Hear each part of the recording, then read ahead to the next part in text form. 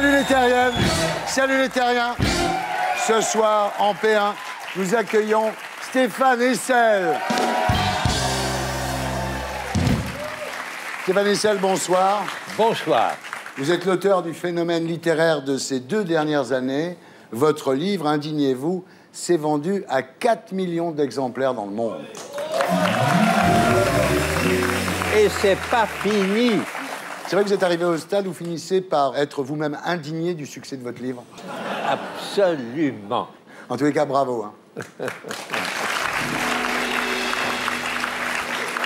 En P2, nous accueillerons Jean-Vincent Placé.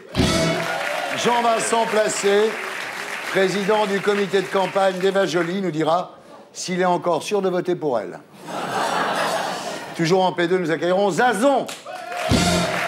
Zazon, comédienne et humoriste, pour son spectacle où elle raconte le drame d'avoir eu des parents 68 ards qui s'appellent Sous les pavés, les pavés.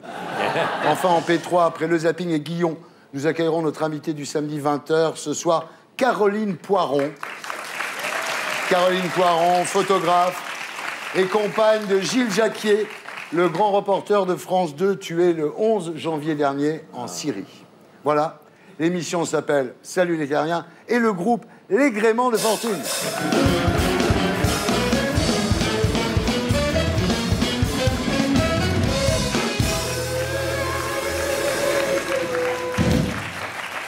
Stéphane Hessel, rebonsoir. Rebonsoir. Alors, vous avez 94 ans et vous battez ce soir le record de l'invité le plus âgé de l'émission. Bravo. Bravo. C'est un record qui était détenu jusque-là par Edgar Morin, qui est votre ami, oui, et Michel Galabru. Voilà. Un big up.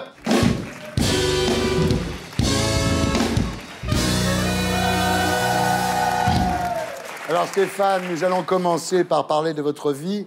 Mais vu votre âge, je crois qu'on va faire un petit résumé. Vous m'en voulez pas? Oh oui, oh là, soyez bref. Voilà. Alors, vous êtes né à Berlin le 20 octobre 1917, père juif, homme de lettres, qui traduira Proust et Nabokov, proche de Duchamp, de Man Ray, mère protestante, luthérienne, issue d'une famille de banquiers très antisémites.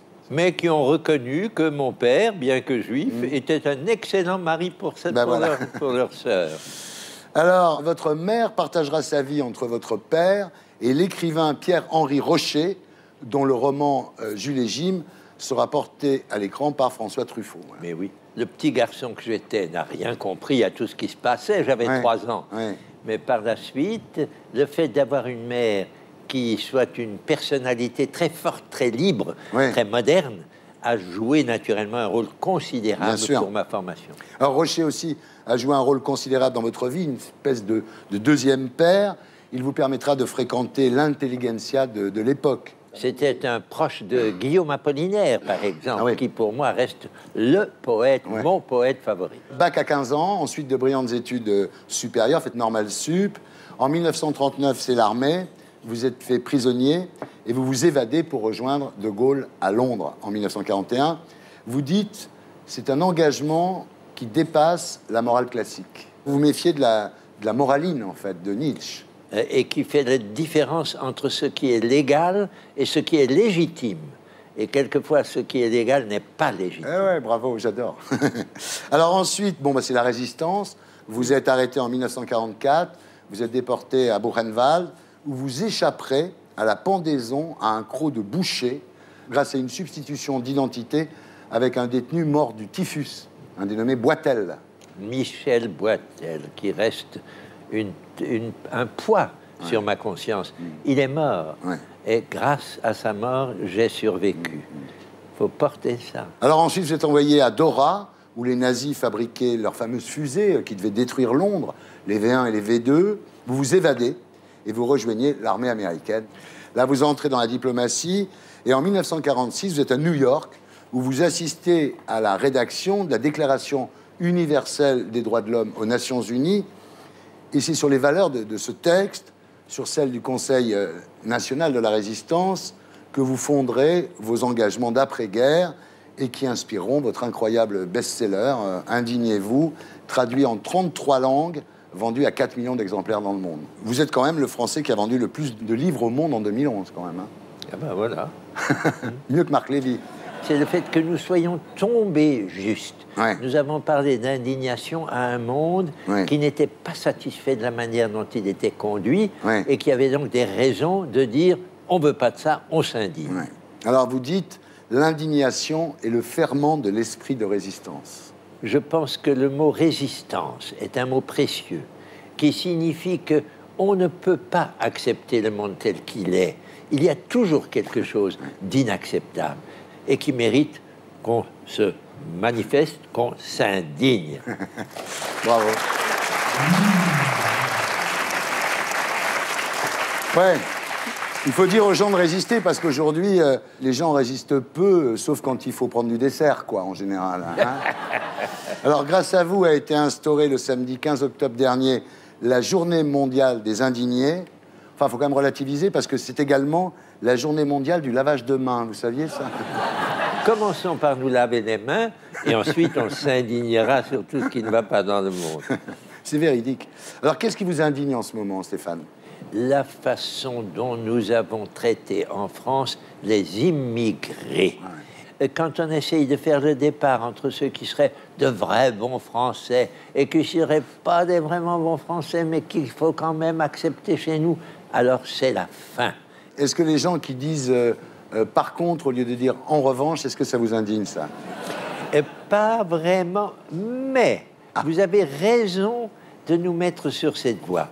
La façon dont on parle, la façon dont on s'exprime, surtout quand on occupe une fonction importante au gouvernement, il faut faire attention. Casse-toi pauvre con, par exemple. Ben oui, c'est un bon exemple. Est-ce que vous êtes indigné par le livre de Goldnadel qui vous accuse d'avoir enjolivé votre passé de résistant? Ah non, mais je trouve heureux d'avoir quelqu'un qui me traite de vieillard indigne. Oui. Ça me fait plaisir. Oui. Quand il s'agit de quelqu'un pour lequel je ne peux avoir aucun respect, parce que c'est quelqu'un qui dit n'importe quoi. Il ne va pas de main morte. Il dit que vous avez exagéré votre participation à la rédaction de la Déclaration universelle des droits de l'homme de l'ONU. Et puis, ce qui l'énerve le plus, en fait, c'est que vous focalisez souvent vos critiques contre l'État d'Israël. Ça, il ne supporte pas. Mais oui, mais je le comprends. Je sais que les Israéliens sont très sensibles. Ils se considèrent comme la seule démocratie du Proche-Orient, alors qu'ils ne sont ni démocrates, ni respectueux du droit international. On ne peut pas accepter que les Palestiniens soient traités comme ils l'ont été tout au long de ces 40 dernières années, et notamment à Gaza, lorsque cette affreuse opération Plomb Durci a été menée par le gouvernement israélien. Ça, je ne lui pardonne pas. Alors, Goldnadel dit, en parlant de vous, j'imagine que vous le savez, Stéphane Hessel, c'est l'abbé Pierre, moins la soutane. Ah, mais oui, mais il me manque en effet une soutane. Si vous en avez une, là, de rechange. Alors, Stéphane, cette semaine est sorti votre nouveau livre, publié chez Don Quichotte et intitulé « Le rescapé et l'exilé ». Alors, le rescapé, évidemment, c'est vous, et l'exilé, c'est Elias Sambar, représentant de la Palestine à l'UNESCO. Alors, vous dialoguez tous les deux sur Israël et la Palestine. Vous vous posez la question, est-ce que c'était vraiment là, en Palestine, qu'il fallait installer ce foyer national? C'était en effet une question qu'on pouvait se poser. Nous savions qu'il y avait des Arabes, et des chrétiens d'ailleurs, et des Juifs déjà, qui vivaient là. Oui. Fallait-il donner cette terre-là aux Juifs qui sortaient de l'horreur de la Shoah? Eh bien, finalement, j'ai pensé qu'on a bien fait. Je pense que Jérusalem, pour eux, est un endroit qui n'a pas de comparaison. Il y avait d'autres idées, il y avait Madagascar. Il y avait des idées, mais aucune ne valait ce retour des Juifs dans une terre qui leur était tellement chère. Vous dites que le plus dramatique, c'est qu'à l'époque, nous ne pensions pas qu'il existait un peuple palestinien. Nous pensions qu'il y avait des Arabes et que ces Arabes disposaient d'un vaste territoire. Donc vous avez pris conscience, en fait, de l'existence du peuple palestinien en 1967. C'est ça. À partir du moment où Israël, gagnant une guerre, et au lieu d'en tirer une conséquence en disant « maintenant notre sécurité est assurée et nous allons travailler avec nos voisins et leur donner un État », ils ont au contraire occupé d'abord, colonisé ensuite. Oui, vous dites, on a vraiment pris conscience qu'il existait un peuple palestinien, qu'il avait une patrie, la Palestine, où il vivait depuis fort longtemps, et d'où il avait été chassé par une armée moderne et violente. Exactement. Ouais. Alors, finalement, ce sont la guerre et le terrorisme qui vous ont fait prendre conscience de la réalité palestinienne, d'une certaine façon. Le peuple israélien est un peuple pour lequel j'ai beaucoup d'affection. Mais qu'il se soit laissé diriger par des gouvernements fascistes, je le dis tout clairement, et qui font de l'occupation et de la colonisation, ça me révolte. Ouais. À Gaza, il n'y avait déjà plus de colons israéliens, ils s'en étaient retirés. Mais là-dessus, il y a eu un mouvement Hamas violent, je le reconnais, violent, agressif, qui a envoyé des roquettes, mais au lieu d'essayer de faire la paix avec lui, on l'a envahi avec une opération qu'on a appelée plomb durci, et qui a fait plus de 1400 victimes en l'espace de 3 semaines. C'est grave. Vous dites, en parlant des Palestiniens, la violence est totalement légitime quand le faible n'a pas d'autre moyen de résister à l'oppression. Et vous comparez en fait la violence des Palestiniens à celle des résistants français contre les nazis. Il n'y a rien eu au monde de plus épouvantable que ce que nous appelons la Shoah, c'est-à-dire la façon dont les Juifs d'Europe ont été exterminés par les nazis. Il reste que lorsque un pays, un gouvernement, se comporte vis-à-vis de ses voisins d'une façon brutale, d'une façon sans aucun respect pour leurs droits fondamentaux, eh bien, on a affaire à quelque chose qui nous rappelle la façon dont nous, Français, avons été traités par nos envahisseurs allemands. Oui. Donc la violence est légitime. Quand il y a violence, il faut répondre. Alors, il faut essayer de répondre par la non-violence. Un exemple admirable nous est donné ces temps-ci. Aung San Suu Kyi, la grande Birmane prix Nobel. Non violente de bout en bout, pas une action violente. Et maintenant, elle finit par avoir son mot à dire pour l'avenir de son pays. Gandhi a libéré l'Inde sans violence. Exactement. Alors, est-ce que pour finir cette interview, vous pourriez nous dire un petit poème? Oh, mais volontiers. Un petit Apollinaire, par exemple, un peu court. Quand je commence à réciter, mes enfants me disent « Papa, on veut bien un poème, mais court, s'il te plaît. » Alors je vous propose celui qu'il a appelé l'automne. Dans le brouillard s'en vont un paysan cagneux et son bœuf, lentement dans le brouillard d'automne qui cache les hameaux pauvres et vergogneux. Et s'en allant là-bas, le paysan chantonne une chanson d'amour et d'infidélité qui parle d'une bague et d'un cœur que l'on brise. Ah, l'automne! L'automne a fait mourir l'été. Dans le brouillard s'en vont 2 silhouettes grises. Waouh, bravo, quelle mémoire! Nous sommes toujours en compagnie de Stéphane Hessel.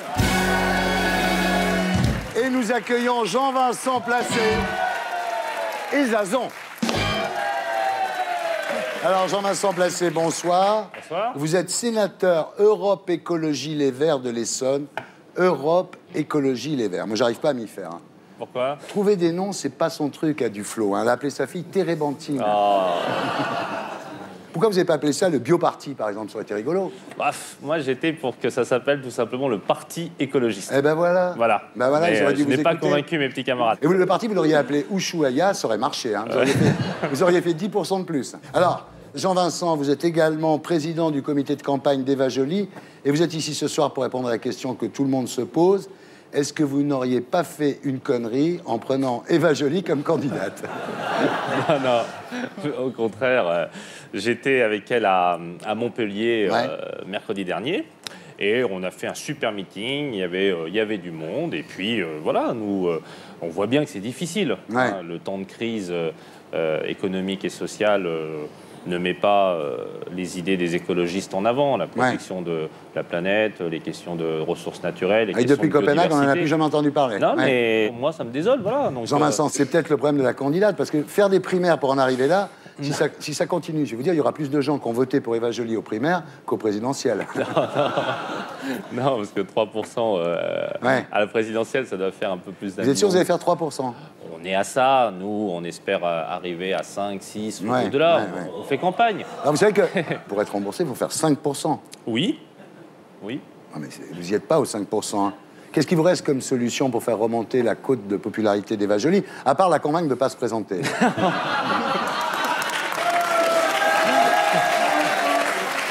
Stéphane. Il reste heureusement ouvrir enfin les yeux de nos compatriotes. Ben oui. Car leur aveuglement est scandaleux et criminel. Nous avons besoin de l'écologie.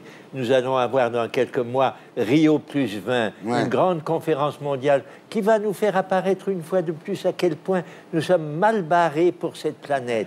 Eh bien, il est temps que écologie, Europe, écologie, les Verts ou bravo. Quoi que l'on veuille. Déjà, vous êtes arrivé à vous souvenir du nom du parti déjà. Et il faut y arriver. Hein. Ouais. Merci. Dites-moi, Jean-Vincent, vous avez toujours le numéro de Cohn-Bendit? Non, avec Daniel Cohn-Bendit, on partage beaucoup de choses. Mais ça aurait été Hulot ou Cohn-Bendit auraient peut-être été des candidats plus puissants pour porter votre message. J'en suis pas sûr. Eva Joly a d'autres qualités. Elle a un parcours extraordinaire de juge d'instruction. Elle a démontré cette honnêteté inflexible. Avoir fait ses preuves, avoir de la conviction, avoir la ténacité, c'est pas rien. C'est évidemment peut-être que dans la politique spectacle qu'on nous impose parfois, y compris dans des émissions populaires. Non, mais vous voyez bien. Est-ce que bien mieux parler rapidement avec 2-3 formules, etc. Mais c'est pas ça qui fait la différence. C'est quand même là-dedans qu'on est maintenant, Jean-Vincent. C'est-à-dire qu'on est arrivé au stade où c'est pas le nucléaire qui fait peur, c'est Eva Joly. Eh bien, justement, c'est très intéressant ce que vous dites là, parce que malgré tout, moi j'ai vu que depuis 3-4 ans, et notamment grâce à Daniel Cohn-Bendit et à l'impulsion qu'il a donnée aux européennes, les idées des écologistes ont été davantage entendues aux dernières élections. Notamment les grands lobbies industriels et économiques, ils voient bien que nous progressons dans la société. Les écologistes, on a encore un manque de crédibilité par rapport à l'exercice, je pense, des responsabilités du pouvoir, notamment au niveau national. Il y a un truc que je comprends pas. L'année dernière, Cécile Duflot a déclaré qu'elle n'avait pas les épaules assez larges pour se présenter. Est-ce que vous pensez sincèrement qu'Eva Joly a les épaules assez larges pour se présenter? Oui, mais si c'est pour faire une candidature symbolique, il fallait prendre un panda ou une loutre de rivière. Bon, j'ai vu qu'il y en avait 2 qui étaient arrivés de Chine. C'est pas très mais écolo les gens de vont tous voir les animaux d'écosystème. Les pandas ont plus de succès qu'Eva Joly, en tous les cas, pour le moment. Non, mais bon... On a entendu parler d'Eva Joly quand elle a dit à Corinne Lepage, je l'emmerde. Je veux dire, c'est quand même fou. On est là-dedans. C'était un propos spontané, comme je l'ai dit. Mais vous, elle vous énerve un peu, non? Non, pas du tout. Non. Alors, en fait, est-ce que vous dites pas, quel que soit le score, on s'en fout, puisque de toute façon, on a signé un accord avec le Parti socialiste et qu'on aura des sièges à l'Assemblée nationale. Est-ce que finalement, vous ne jouez pas à placer? Non, sérieusement.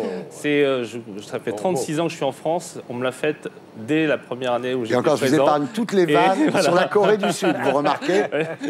Les placés, je suis obligé de vous la faire. Alors, non, mais sérieusement, vous n'avez pas peur que les socialistes, au lieu de vous proposer des sièges, ils vous proposent des chaises pliantes à la sortie? Non, mais moi... J'ai la chance de connaître et Martine Aubry et François Hollande. Ce sont des gens très respectueux des accords et de la parole donnée. Donc j'ai pas d'inquiétude par rapport au volet électoral. Ils vont vous les donner, vos sièges? Non, mais c'est pas qu'ils vont donner, c'est qu'il y a un accord et ils vont le respecter. Mais si les Françaises et les Français veulent qu'il y ait de l'écologie les 5 prochaines années, malgré tout, il faut donner un rapport de force au premier tour.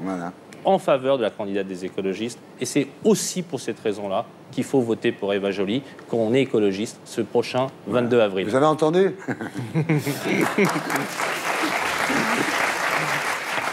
Alors, Zazon, bonsoir. Bonsoir.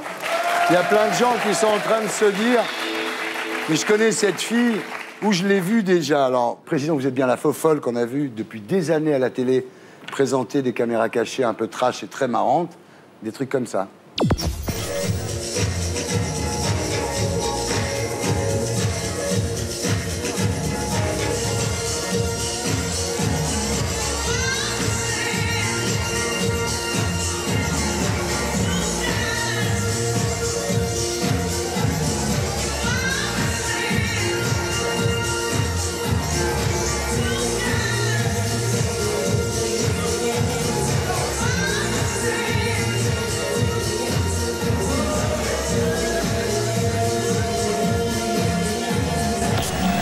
Voilà, Zazon, mesdames, messieurs. Vachement bien. Alors donc, votre spectacle s'appelle Sous les pavés, et non pas Sous les pavés, la plage. Alors, vous racontez votre éducation par des parents 68 ans. Alors, il faut dire que votre vrai nom, c'est Elisabeth Castro. Vous êtes la fille de Roland Castro, donc architecte, urbaniste, maoïste bien connu. Vous le connaissez, Roland Castro, Stéphane? Vraiment, bien sûr. C'est quelqu'un, hein, Roland Castro. Hein. Oh, très bon, intéressant, oui. Vigoureux, impertinent, comme il faut être aujourd'hui. Il s'est présenté à la présidentielle pour le mouvement de l'utopie concrète en 2007. Alors, votre mère, c'est Margot, féministe révolutionnaire, établie en milieu ouvrier en 1968. Alors évidemment, vous avez une enfance assez bohème, non? Une enfance où on considère un peu les enfants comme des adultes, où le slogan « il est interdit d'interdire » est en fait une façon de justifier qu'on ne fout rien dans l'éducation des encombrants. Voilà. Une adolescence déconneuse, des études interrompues, des petits jobs. Interrompues, j'ai quand même eu des diplômes. Hein. Ah bon? Ouais. Vous avez eu quoi comme diplôme? J'ai eu une licence d'études cinématographiques. D'accord. Et donc en 2001, vous barrez à Los Angeles pour prendre des cours de comédie, vous faites serveuse, bon voilà. Et là, vous tombez sur un producteur de blockbuster. Ouais. Ouais, qui avait 2 chiens. Ah. Vous entendiez bien avec lui? Je m'entendais bien avec lui, et puis à la fin, je m'entendais mieux avec ses chiens. Ouais. Et un jour, donc, il apprend qui est votre père, il vous dit « Ton père est communiste, mais ça va être très très dur pour moi. » Ouais. Ça s'est arrêté net, votre relation, là? Bah, en fait, les histoires d'amour à longue distance, de toute façon, à un moment donné, on prend un avion, donc ça s'arrête net. Oui, c'est vrai qu'avec 12 heures d'avion à chaque fois, ouais. Donc vous avez laissé tomber. Bah ouais. Alors, dans le spectacle, évidemment, on parlait de votre père. Par exemple, vous n'aviez pas le droit de faire de blagues. Non, non, si, justement, en plus, je pense qu'on communiquait beaucoup par la blague. Pas par des choses vraiment normées de parents et d'enfants avec mon père. En fait... je raconte dans le spectacle comment j'ai eu des difficultés à communiquer avec mon père, qui s'intéressait un peu qu'à la politique et à lui-même. Non, mais... Enfin, ouais, voilà. Il avait du mal... Mais en fait, je me suis rendu compte après que lui aussi avait... C'est parce qu'il avait beaucoup de mal à communiquer avec les enfants, quoi. Alors un jour, vous dites, bah, je sais pas pourquoi j'ai envie d'être pute, et il vous dit, bah, finalement, tu pourrais être pute, c'est pas un problème, quoi. C'est ça l'éducation des 68 ans? Non, en fait, c'est que il me disait, faut vraiment l'important dans ta vie. Tu peux faire ce que tu veux, mais il faut que tu sois libre. Est-ce que vous regrettez aujourd'hui, finalement, d'avoir été élevé par des parents 68 ans? Pas du tout. Pas du tout? Non. Justement, je pense qu'être adulte, c'est ne plus en vouloir à ses parents. Il marche votre spectacle? Ouais, ça marche bien. Ça marche bien, on est content pour vous. On passe maintenant à l'actualité de la semaine avec l'édito de Blacko 1. Et c'est François Dorcival, président du comité éditorial des Valeurs Actuelles, que nous retrouverons sur ce plateau après le magnéto. Pour François Hollande, taxer les plus riches, ce n'est pas une mesure d'ordre économique, c'est une mesure d'ordre moral. Ce n'est pas une question de rendement, c'est une question de moralisation. Après son vibrant sermon contre le démon de la finance, le révérend père Hollande poursuit sa croisade contre l'argent. S'il est élu, promis, les gentils smicards seront récompensés et les méchants riches seront punis. Les méchants patrons du CAC 40 ont augmenté leur salaire de 34% en 2010, contre seulement 2,4% d'augmentation pour les gentils smicards. Vous trouvez ça juste? Si le père Hollande écoutait son cœur, il distribuerait de l'argent aux gentils smicards, mais les caisses sont vides. Alors du coup, il a décidé d'être 2 fois plus sévère avec les méchants riches. Tous ceux dont le salaire dépasse 100 fois le SMIC seront punis. Vous posez la tête sur le billot et vous levez votre hache, compris?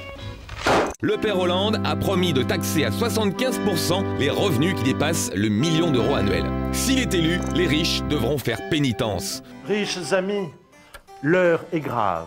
Nouvelle tranche d'impôt pour les revenus supérieurs à 150 000 euros, plafonnement des niches fiscales et du quotient familial, augmentation des droits de succession et de l'ISF, taxation du patrimoine identique à celle du travail, et en plus, ils n'auront même plus de bouclier fiscal pour se protéger. Du coup, on les entend déjà crier aux martyrs. Vous, riches d'Europe qui nous regardez, rejoignez-nous! Mais qui va les plaindre? En France, il y a 16,5 millions de salariés. La moitié d'entre eux gagnent moins de 1 700 € net par mois. Alors les problèmes fiscaux des 3 000 Français les plus riches ne devraient pas attendrir grand monde. Bien sûr, si tous les riches quittent la France, ce sera un mauvais calcul économique. Mais la morale, ce n'est pas fait pour rapporter de l'argent.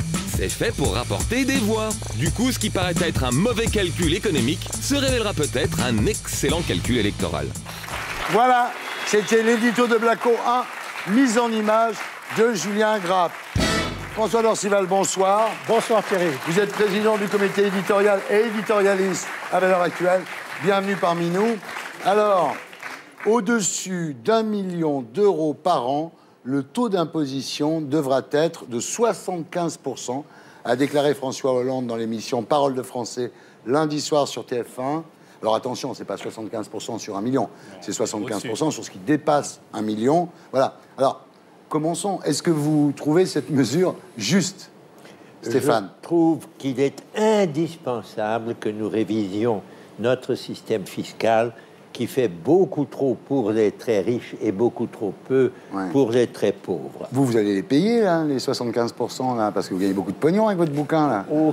Aucun espoir. J'ai pas de droit d'auteur. Par conséquent, ça m'est totalement égal que ça paraisse à 4 millions ou à 5 millions. Vous avez rien touché sur Indignez-vous? Non, non, pas un sou. Je n'aime pas les droits d'auteur. Je suis un vieux diplomate avec une bonne retraite. J'aime vivre de ma retraite. Et vous avez fait quoi de l'argent? Il est allé où, l'argent? L'argent est distribué à des organisations utiles. Bravo, dis donc. Ah, bravo.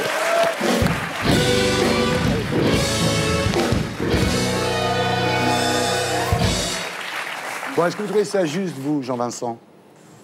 Je crois que ça va dans la bonne direction. Dans notre programme, oui, vous pouvez sourire, ça ne m'étonne pas. Nous avions dit qu'au-delà de 150 000 euros, on pourrait passer à une tranche de 60%, et au-delà de 500 000 euros, une tranche de 70%. Vous n'êtes pas loin d'Hollande. Parce que essayer d'expliquer dans ce pays que ce serait scandaleux, parce qu'il y en aurait 10 qui partiraient peut-être en Suisse, qu'à 1 million d'euros, à plus d'1 million d'euros, et comme vous l'avez dit, c'est juste la tranche au-delà du million d'euros, ça ferait qu'il leur resterait, oh là là, pour vivre par an, peut-être 600 ou 700 000 euros par an. C'est vrai qu'à ce stade-là, les difficultés commencent à poindre dans la vie quotidienne. D'accord, alors avant de passer à François Dorcival, le suspense continue. Oui. Zazan, vous trouvez ça bien? Moi, je trouve ça bien, parce que déjà, je ne suis pas concernée. Donc Vous êtes nombreux à ne pas être concernés. Donc vous trouvez ça bien? Vous trouvez ça juste? Oui. Bien. Alors François. L'impôt, il est toujours juste quand c'est pour les autres. Oui. Ça, c'est le principe de base. François Hollande, il vous dit 75%. Pour faire mieux que vous, qui dites 70%. Plus la CSG, quand même. Pas oublier la CSG. Donc c'est 8%. Donc c'est 75 plus 8 égale 83. Pourquoi pas dire 100%? En quoi ça gênerait de dire 100%? Parce que Mélenchon l'a déjà dit. Et oui, et voilà. Avant 80, avant Reagan, aux États-Unis, c'était 80%. D'accord. Vous savez, aux États-Unis, des dangereux gauchistes aussi. Hein. Autant avant que Reagan n'arrive. Alors, François Hollande, il est donc entre les Verts et Mélenchon. Et donc vous voulez ça, c'est typique d'un socialiste. Et moins de fonctionnaires et moins de services publics. Voilà, dites-le. Mais non, pourquoi voulez-vous dire ça? Pourquoi vous dites... vous savez très bien, et Hollande vous le dit, ça va rapporter quelques dizaines de millions d'euros. Et Hollande vous dit même lui-même, ce n'est pas une affaire économique. Effectivement, ça ne rapporte rien. Donc c'est du symbole.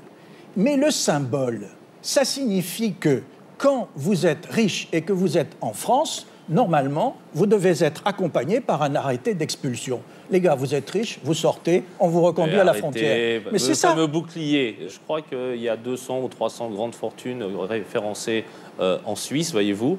Et dans les 4 années sous Sarkozy, c'est passé de 17 Français à 44 Français. Donc vous voyez bien qu'on peut faire tout ce qu'on veut. Ceux qui décident d'aller se faire imposer ailleurs, ils le font. Et c'est pas bien, parce que quand j'entends les grands discours patriotiques des uns et des autres, et que je vois qu'ils se barrent payer les impôts en Suisse, c'est scandaleux quand on voit les difficultés qu'on a sur la santé, l'éducation et même la police dans ce pays. Ben voilà, il y a aussi à un moment une question de patriotisme. Et vous pourrez faire ce que vous voulez. Si à un moment on ne donne pas un petit signal en disant quand même, c'est assez simple, les riches, il faut qu'ils payent un peu. Vous ne pouvez pas m'expliquer le contraire. Comment voulez-vous qu'une société marche quand les plus aisés, ils n'aident pas les plus modestes? Ce que dit Dorcival, c'est que les riches, ils payent déjà. Mais ne nous dites pas qu'ils ne payent pas. Mais c'est pas vrai. Enfin, là où tout à l'heure, M. Hessel a dit quelque chose de très juste. Thierry Ardisson lui dit, et vous êtes millionnaire en droits d'auteur. M. Hessel dit, non, je ne touche pas mes droits d'auteur. Quel est le juge final en matière de richesse? C'est à quoi consacrez-vous cette richesse? Qu'est-ce que vous en faites? Est-ce que vous en faites de la jouissance? Ou bien est-ce que vous l'investissez? Ou bien est-ce que vous créez d'autres richesses? Ou bien est-ce que vous créez des emplois, etc.? Tout dépend de ce que vous en faites. Enfin, cette conception qui consiste à dire c'est un riche, donc c'est un salaud, c'est quand même incroyable cette histoire. Personne ne dit que ce sont des salauds. Si, on dit juste qu'ils peuvent vivre avec un peu moins. Après tout, quels sont les fleurons de la France aujourd'hui, notamment les industries du luxe? Alors, ce que vous voulez, c'est que l'industrie du luxe soit entièrement achetée par les émirs. Ça vous va. Donc, vous êtes d'accord. Ça, c'est de l'argent qui vient de l'étranger, donc ça va. Donc, vous seriez d'accord sur le fait qu'il y ait, par exemple, une augmentation du taux de l'impôt sur les sociétés lorsque l'argent va dans les bonus, dans les dividendes, plutôt que quand il est réinvesti l'entreprise pour faire de l'emploi industriel. Mais non, vous êtes d'accord ou pas? Non, je ne suis pas d'accord. Ah ben voilà. Le mot de la fin, Stéphane. C'est vrai que c'est deux conceptions du monde qui s'affrontent. Alors, je dirais, si vous voulez, une petite conclusion du vieil ambassadeur, que nous avons besoin de sortir d'une crise qui est une crise du capitalisme dérégulé et qui existe malheureusement depuis Thatcher et Reagan et qui continue à peser sur nous. Il faut réguler le marché et le capitalisme. Et nous en sommes malheureusement en France très loin. Voilà, en tous les cas, Hollande, il a fait son coup, quoi. L'impôt Fouquet, quoi, c'est un petit coup. La politique est faite de symboles et je pense que c'est un bon symbole. Vous savez qu'il est allé à Londres pour dire à la communauté française de Londres, je ne suis pas dangereux. Oui. Je ne suis pas dangereux. Donc ne croyez quand même pas tout ce que je dis. Le coup de pied de l'âne, ça s'appelle bien. On continue à discuter de l'actualité de la semaine avec l'édito de Blacko 2.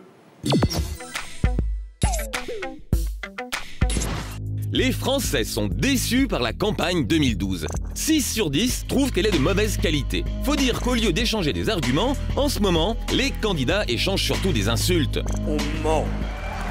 On ment matin et soir. Si on vient me chercher, on me trouve. Le déconomètre fonctionne à plein tube. Tout ça, c'est du cinéma. C'est une campagne électorale, c'est pas une promenade de santé. Ne serait-il pas temps que la campagne retrouve un peu de dignité ? Le problème, c'est que plus le débat est digne, plus il devient chiant. Bah oui, il suffit de regarder les audiences. Bonsoir. Le face-à-face Fillon-Aubry sur France 2 a été suivi par 3 600 000 personnes. En revanche, quand les invectives et la violence remplacent le combat d'idées, là ça cartonne. Vous ne servez absolument à rien, ni au premier ni au deuxième tour. Le match Mélenchon-Le Pen a été suivi par 5 millions de téléspectateurs. On voit bien que ce débat a été organisé uniquement pour une logique commerciale. Alors pas étonnant que les journaux fassent la part belle à la polémique. Pourtant, certains journaux essaient d'organiser le débat d'idées. Le 18 février, par exemple, Le Parisien publie une interview exclusive d'Henri Guénaud qui donne sa vision de la France. Eh bien, ces propos suscitent 96 réactions de lecteurs. En revanche, 4 jours plus tard, quand Guénaud s'énerve sur le plateau d'une télé régionale... Mais c'est insupportable à la fin. Je peux parler, oui. Cette fois, l'article du Parisien va susciter 292 réactions, sans compter le buzz dans les autres médias. Pareil pour Eva Joly. Quand elle parle d'écologie, ça plombe l'ambiance. Quand elle insulte Corinne Lepage, ça fait le buzz. Corinne Lepage qui dit que vous désertez la promesse écologique, vous lui dites quoi, Corinne Lepage? Je l'emmerde. Du coup, l'invective devient une stratégie pour occuper l'espace médiatique. En janvier, 56% des Français ne savaient pas qui était Najat Belkacem. Lorsqu'elle a comparé Sarkozy à un produit de contrebande imaginé par des cerveaux d'extrême droite, la porte-parole de Hollande a créé une polémique qui va lui faire gagner quelques points de notoriété. En fait, quand les Français réclament du débat d'idées, faut surtout pas les croire. 87% d'entre eux estiment que l'affaire DSK a été surmédiatisée. N'empêche, ils étaient plus de 14 millions devant TF1 pour se repaître de ses confessions intimes, en toute dignité, bien sûr. Voilà, c'était l'édito de Blacko 2, mise en image de Julien Grave. Voilà. Alors, on pensait que, vu la crise, la campagne allait prendre un peu de hauteur. On pensait qu'on allait parler de l'euro, du triple A, de l'Europe, de la mondialisation. Résultat, comme d'hab, c'est un concours de petites phrases, c'est un combat de catch. Alors, est-ce que, comme 6 Français sur 10, vous êtes déçus par la campagne? Stéphane Hessel. Je considère que la campagne n'a pas encore atteint ses véritables objectifs. Je fais confiance à ceux qui s'y emploient actuellement, les équipes qui entourent les candidats, et qui peuvent, j'espère, dans les jours qui viennent, nous donner quelque chose de plus intéressant à mastiquer. Oui. Zazon? J'ai l'impression que c'est un peu toujours pareil. Et que finalement, pendant une campagne, c'est comme si on parlait même moins de politique qu'avant. Avant, Quand il y a moins d'enjeux, on parle plus de fond. Donc du coup, c'est vrai, on parle plus de la crise, on parle pas de c'était la mieux avant la Syrie. campagne, c'est sûr.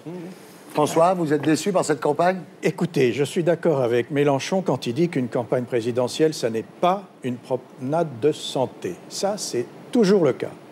Ensuite, à mesure que l'on s'approche de l'échéance, on voit bien que les candidats sont pressés de s'expliquer sur un certain nombre de points essentiels, qu'ils sont amenés à s'y expliquer de plus en plus et par conséquent à se répondre.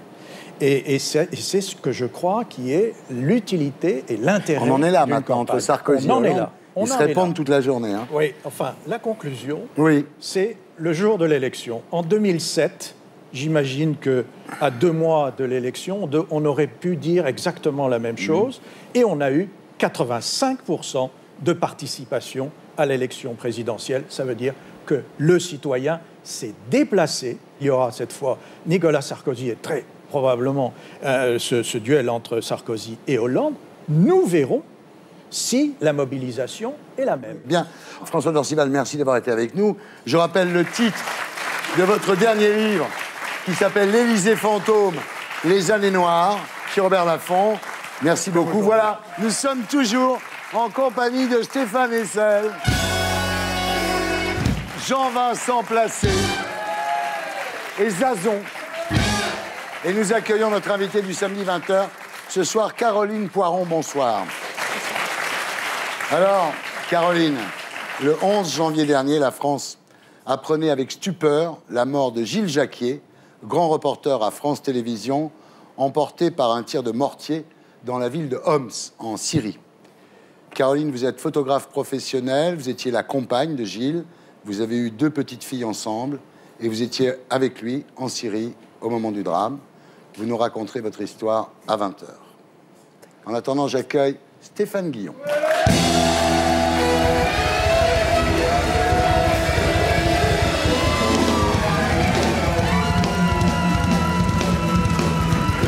Bonjour Thierry. Bonsoir Stéphane. Ça va?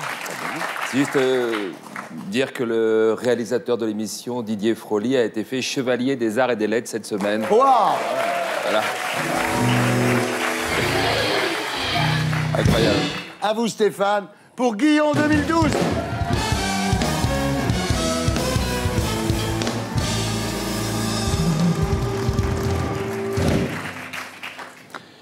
Un site internet a annoncé la mort de Nicolas Sarkozy dans un accident de la route. C'était une connerie. Non, c'était une connerie. Tant que le président ne se trouve pas sur la route de Nadine Morano, il risque rien.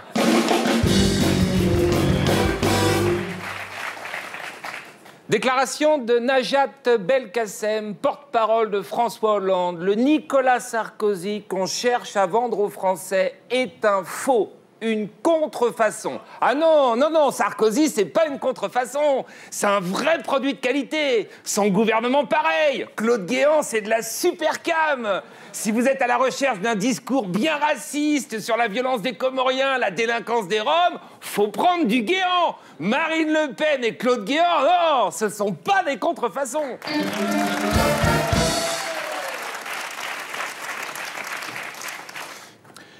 Le Pakistan a achevé de raser la maison de Ben Laden. Oui, enfin, quand même. Ben Laden, question démolition, c'était quand même le meilleur.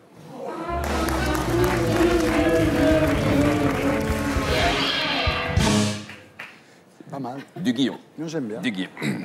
Selon le Canard enchaîné, Ikea a fait appel à une société de sécurité pour espionner ses salariés et ses clients. Ah, c'est pas bien ça, c'est pas bien. Est-ce que nous, quand on achète des meubles à monter, des bacs de rangement, de la vaisselle, est-ce qu'on demande la fiche de renseignement d'Ingvar Kamprad, le créateur d'Ikea? Non. Est-ce que ça nous intéresse de savoir qu'il a eu des sympathies néo-nazis? Est-ce que quand on achète un casier à chaussettes, on a besoin de savoir que Kamprad était membre de l'équivalent des jeunesses hitlériennes en Suède? Non. Et qu'il était pote avec le chef des néo-nazis suédois? Non. On achète notre casier sans poser de questions. Bravo.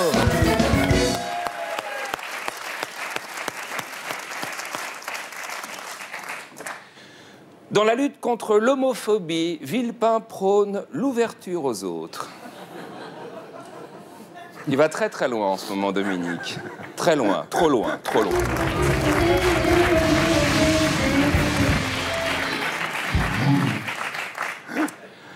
Accusée par Corinne Lepage de déserter la promesse écologique, Eva Joly répond « Je l'emmerde ». Attention, attention, c'est de la merde 100% bio, sans engrais, sans pesticides. C'est une bonne merde bien de chez nous, à base de compost, de purin d'ortie, ça refoule, ça fouette, mais c'est que du bon.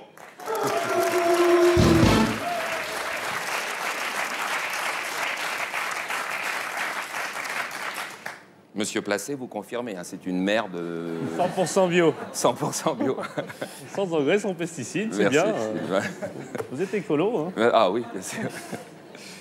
Le vaccin anti-grippe moins efficace cette année, déjà 3 millions de malades. Ouais, cette fois-ci, Roselyne s'en fout. Dans 2 mois, elle est partie. Alors, les personnes âgées, les bébés, les vieux peuvent crever. Roselyne s'en fout.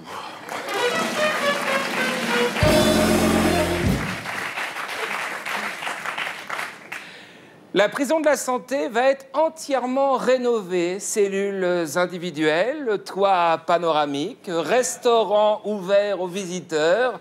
C'était indispensable, oui, il le fallait, il le fallait. En juin, tous les copains de Sarkozy mis en examen pourraient être incarcérés. Éric Woerth, le juge Courroy, Nicolas Bazire. Ils sont habitués aux honneurs, aux ordres de la République. Il leur faut un minimum de confort.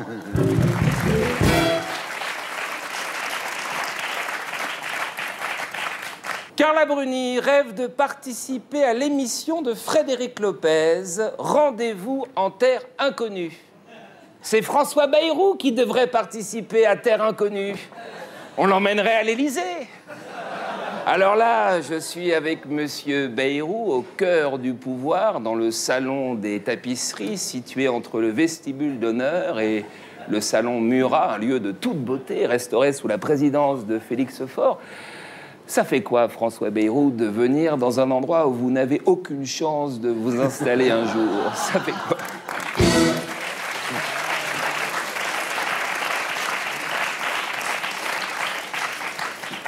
Suite à un nouvel accident à bord d'un bateau de la société Costa Croisière, d'anciens employés de la compagnie dénoncent une atmosphère totale de débauche à bord, corruption, drogue, alcool et prostitution.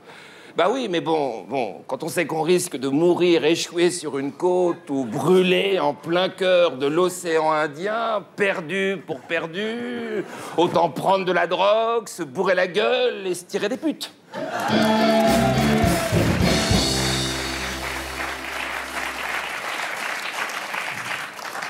Celle-là, elle va vous plaire, la dernière, elle est pour vous. Pas le pire. Bientôt, création du premier hamburger expérimental fabriqué avec des cellules souches. Ces cellules, extraites des muscles d'un squelette de bovin, sont ensuite cultivées dans du sérum fœtal de veau. Agrémentez le tout avec des frites faites à base de pommes de terre OGM de la marque Amflora, très utilisée pour la confection de la pâte à papier. Arrosez le tout d'un Coca-Cola à l'acide phosphorique pour brûler le fœtus de veau et la pâte à papier. Pour déguster le tout, choisissez un fast-food en bordure de périphérique. Mangez de la merde, c'est aussi en respirer. Très bon appétit à tous, à la semaine prochaine. Merci beaucoup. Voilà, c'était Stéphane Guillon. Je vous retrouverai ici la semaine prochaine. Et d'ici là, sur canalplus.fr. On passe maintenant à notre invité du samedi 20h.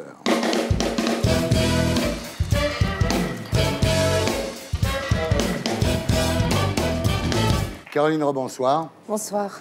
Vous êtes né le 6 septembre 1973 à Tours, père, homme d'affaires dans l'agroalimentaire, mère, femme au foyer.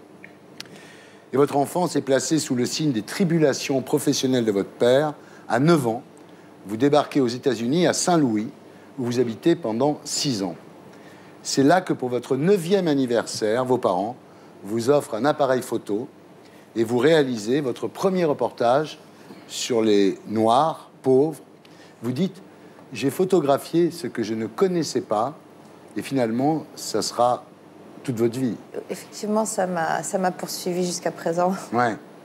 Et vous continuez toujours en cherchant à photographier l'inconnu, les oubliés. Oui, enfin, aller à la rencontre des gens, que ce soit dans les personnes âgées, les personnes atteintes de la maladie d'Alzheimer.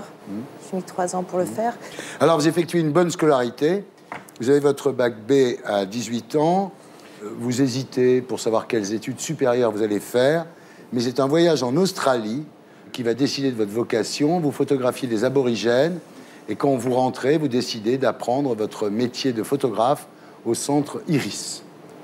Oui. Alors, à 26 ans, vous débutez votre carrière. Vous réalisez ce qui vous intéresse, c'est-à-dire l'histoire en train de se faire. Vous dites, je voulais être dans l'événement.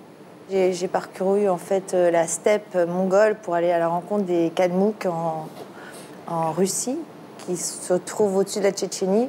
C'était mon premier sujet voilà, sur du long terme. Et c'est vrai qu'après, je me suis plus intéressée à la géopolitique. Le Liban, l'Afghanistan, mais c'est à Nantes, bizarrement, que vous rencontrerez Gilles Jacquier. Vous tombez amoureux l'un de l'autre et vous décidez de partir en Afghanistan. Lui, il fait un sujet pour envoyer spécial sur les femmes qui se font asperger d'acide par les talibans et vous sur les écoles de jeunes filles qui sont incendiées par les mêmes talibans. On a travaillé ensemble sur ce coup-là. Alors, au retour, vous emménagez ensemble et bientôt naîtront vos 2 jumelles. Quand les révolutions arabes commencent, vous partez tous les 2 sur le terrain. Voilà, les filles ont 4 mois. Ouais.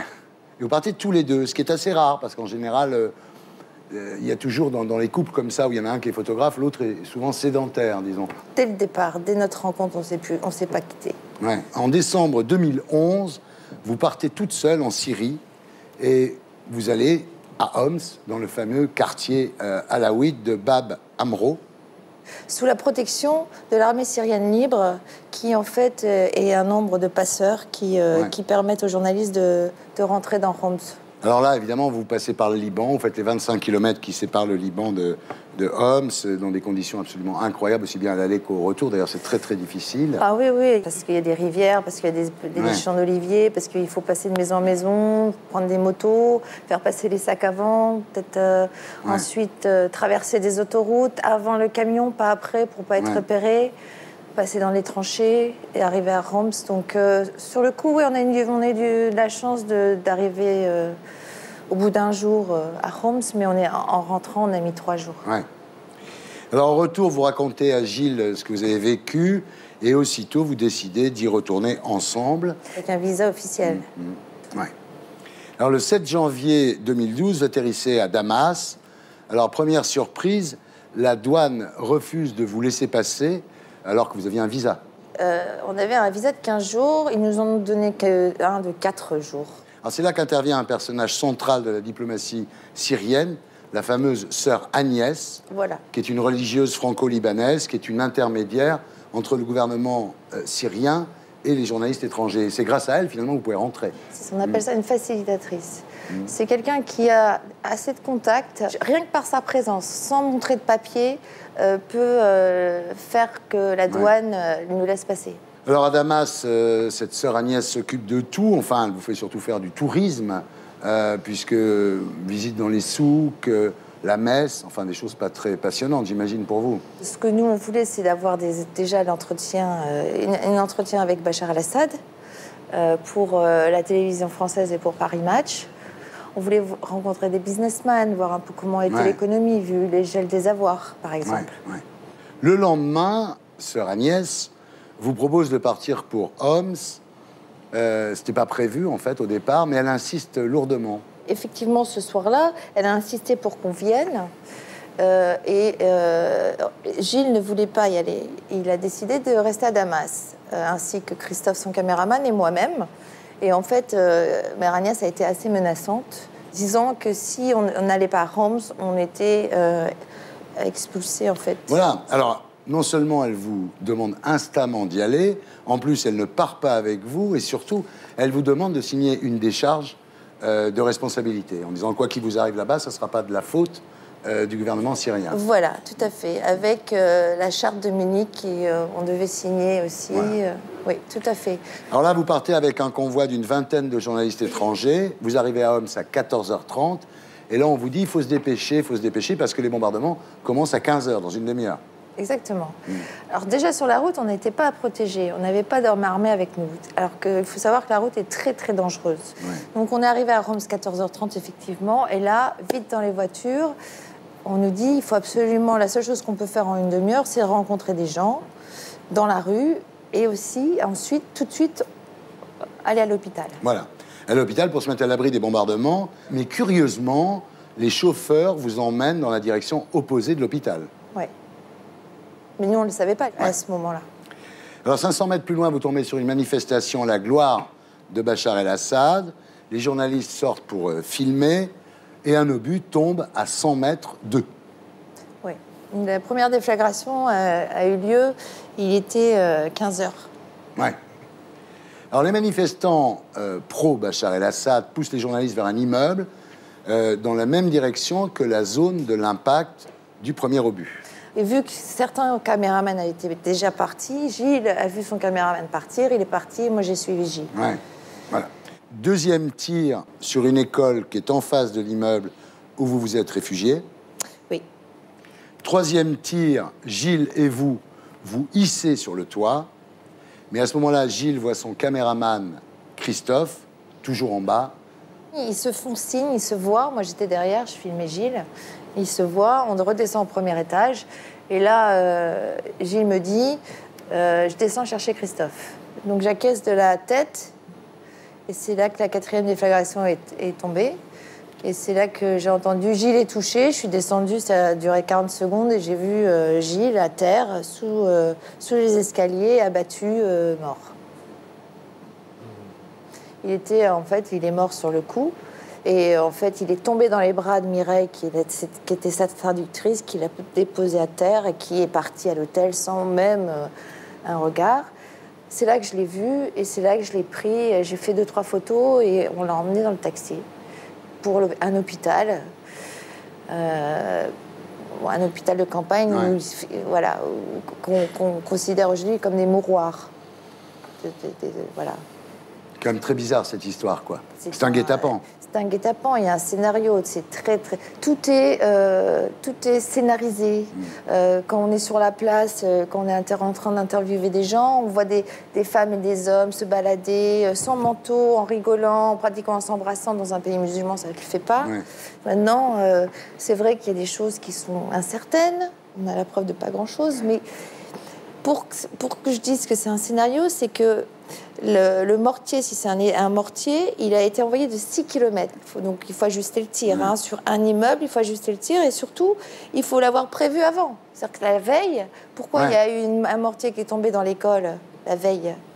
On ne sait pas tout ça. Mais il faut savoir que ça ne s'improvise pas. Mais si c'est un guet-apens, quel est le mobile?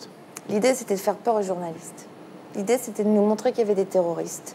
Et que ces terroristes-là tuaient la population et les civils.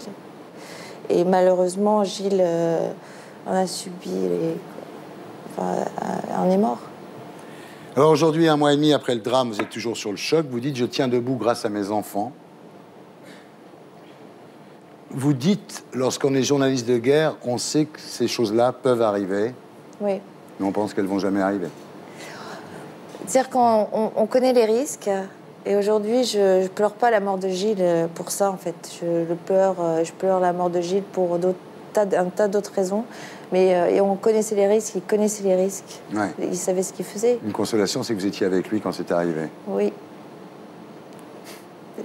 Est-ce que les journalistes doivent continuer à aller à Homs? Oui, moi je pense. Mais il ne faut pas non plus se précipiter. Les choses vont pas non plus se terminer demain. Ouais. Merci de votre témoignage, Caroline. Merci. Voilà. Vous êtes d'un courage exemplaire. Pour que vous gardiez maintenant vos 2 enfants avec beaucoup de soin. Oui. Et on vous admire. Oui, merci. Voilà, c'était Salut les Terriens, votre talk du samedi, avec Stéphane Hessel pour le rescapé et l'exilé chez Don Quichotte, Jean-Vincent Placé, sénateur de l'Essonne, président du comité de campagne d'Eva Joly-Zazon, qu'on retrouve tous les lundis et tous les vendredis à l'espace Saint-Honoré avec son spectacle Sous les pavés, les pavés. François Dorcival de Valeurs Actuelles et Caroline Poiron, merci beaucoup. Je vous signale le concert des Horn Dogs, la section cuivre des Gréments, le 9 mars à l'Université Paris-Dauphine. Merci à tous ceux qui m'ont aidé à faire cette émission. Je vous laisse avec Groland.com et pour les abonnés à 20h50, World Invasion Battle Los Angeles. Rendez-vous samedi prochain, ici, à la même heure. Et d'ici là, sur canalplus.fr, avec le top des vannes, l'édito des Gréments, l'édito de Blacko. Salut les Terriens!